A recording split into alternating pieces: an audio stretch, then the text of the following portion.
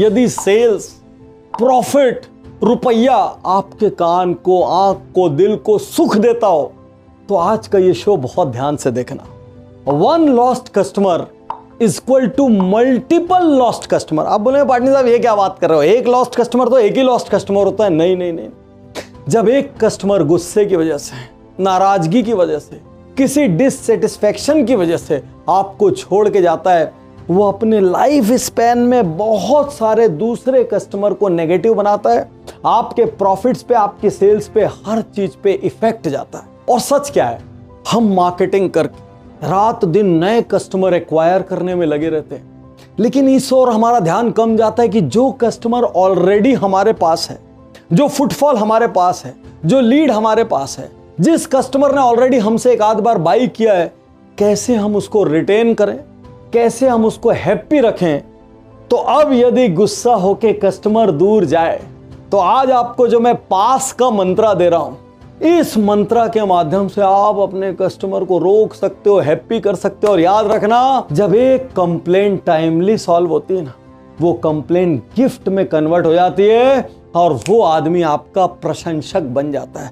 तो दूर जाते हुए कस्टमर को कैसे पास बुलाएं और कैसे कस्टमर को हर पल पास रखें, इसके लिए 4 अल्फाबेट याद रखो, PAAS। और इन 4 अल्फाबेट्स की ट्रेनिंग आपको अपने ऑर्गेनाइजेशन के हर मेंबर को देनी पड़ेगी, क्योंकि इन्हीं से इंटरनल माहौल भी सुधरेगा, इंटरनल दूरियां भी कम होगी, इंटरनल मेंबर्स भी पास आएंगे और कस्टमर तो पास आएगा ही आएगा।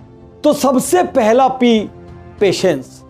चाहे गलती आपकी हो, चाहे गलती कस्टमर की हो, याद रखिए कस्टमर को तुरंत पलटकर जवाब मत दीजिए, कस्टमर की बात को तुरंत मत काटिए, कस्टमर का तुरंत विरोध मत कीजिए, धीरज से उसकी बात सुनिए।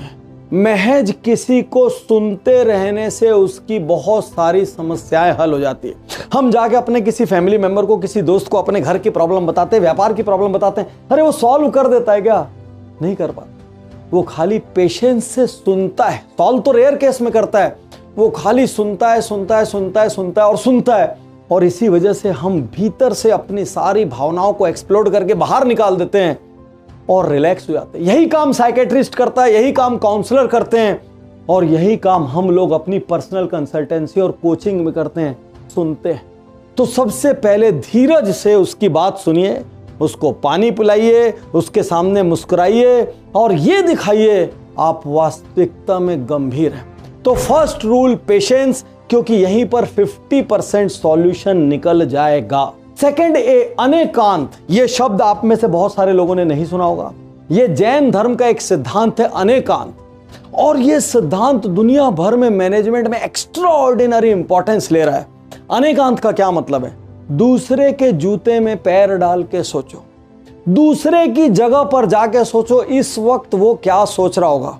यदि एक क्षण भी आप कस्टमर बन के सोचेंगे तो आपको शायद समझ आएगा वो इतना चिल्ला क्यों रहा है, वो इतना नाराज क्यों हो रहा है। और नहीं तो आप बोलेंगे इतनी छोटी सी तो प्रॉब्लम है सर। अरे हो सकता है वो उसके लिए बहुत बड़ी प्रॉब्लम, उसकी कोई टाइम लाइन उससे जुड़ा हो, उसका कोई इमोशन उससे जुड़ा हो।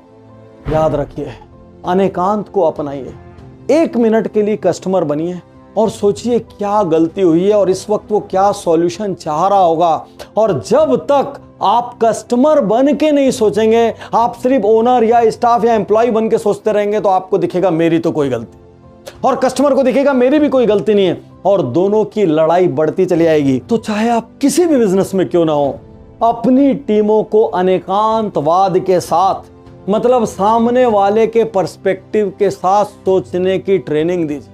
दूर जाते कस्टमर को पास बुलाने का तीसरा अल्फाबेट ए, असर्टिवनेस। जब आप कस्टमर की बात सुनेंगे, आपको कई बार ऐसा लगेगा आप सही हैं और कई बार लगेगा कस्टमर सही। जहां जो सही है दृढ़ता से उसका पक्ष लीजिए, हां आप यहां सही कह रहे हैं। और यदि वो आपकी किसी पॉलिसी को फ्लेक्स करना चाहे, बेंड करना चाहे, सिचुएशन की कोई अनड्यू एडवांटेज लेना चाहे, तो अपनी जगह असर्टिव होकर, दृढ़ होकर, निश्चयात्मक होकर आप कहेंगे सॉरी सर, ये हमारी पॉलिसी है, इसको हम चेंज नहीं कर सकते। विद इन पॉलिसी फ्रेमवर्क हम जान लगा देंगे आपके लिए, लेकिन प्लीज इसको बेंड होने मत बोलिए। किसी जगह जब आपकी वैल्यूज दांव पे लगती हो, असर्टिव हो जाइए। किसी जगह जब इतने साल के आपके प्रिंसिपल्स दांव पे लगते हो, असर्टिव हो जाइए। कोई ऐसा कुछ काम करने को बोल रहा हो जिसके लिए आपका जमीर गवारा नहीं करता हो, पैसे चाहे कितने ही मिलते हो, असर्टिव हो जाइए। क्योंकि कस्टमर को भी लगना चाहिए जहां राइट है वहां ये टीम मेंबर मेरे साथ खड़ा है और मेरा साइड ले रहा है, भले इसको अपनी खुद की टीम से लड़ाई करनी पड़ रही हो, लेकिन जैसे ही मैं कोई गलत डिमांड करता हूं ये मुझे वहीं पर रोक देता है। हमको जहां तक वो राइट है 100% साथ देना है, भले हमारा नुकसान लग जाए। और दूर जाते कस्टमर को पास बुलाने का लास्ट अल्फाबेट S, और यहीं पर चाबी छुपी है, स्पीडी सॉल्यूशन।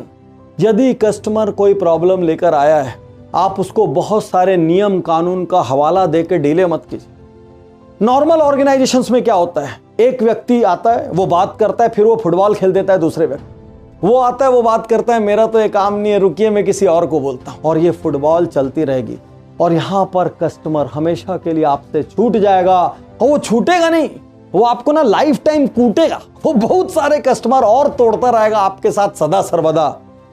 तो याद रखिए, आपके ऑर्गेनाइजेशन में सॉल्यूशन की एक टाइम लाइन होनी चाहिए। यदि आपने किसी को फोन से बोल दिया कि शाम तक सॉल्यूशन होगा, आप भी ह्यूमन, कोई कारण से नहीं हो पाया, आपका जिम्मा है, आपका दायित्व है, आप फोन लगाएं, मेल करें, SMS करें, व्हाट्सएप करें, कस्टमर से माफी मांगे। आपको शाम का कमिटमेंट था, हम नहीं कर पाए, उसके ये कारण थे, हमको इतना टाइम और चाहिए। आपने किसी को मेल में लिख दिया this will be solved in 1 week, 1 week means 1 week. आपने कहीं किसी को लिख दिया ओके फाइन, हमारी सेल्स टीम आपसे कांटेक्ट करेगी। याद रखिए, यदि आपकी सेल्स टीम ने उस कस्टमर से कांटेक्ट नहीं किया तो वो कस्टमर दूसरे के पास तो जाएगा ही जाएगा। वो ये भी बोलेगा अरे यार उनका कई बार इंक्वायरी किया, कोई उनका ध्यान नहीं देता, बिजनेस करने में उनका इंटरेस्ट नहीं है। चाहे सेल्स हो, चाहे ग्रीवांस हैंडलिंग हो, चाहे कुछ भी हो, स्पीडी सॉल्यूशन किसी भी ऑर्गेनाइजेशन की बैकबोन है, और उसी से इंटरनल सेटिस्फेक्शन भी होता है और एक्सटर्नल सेटिस्फेक्शन भी।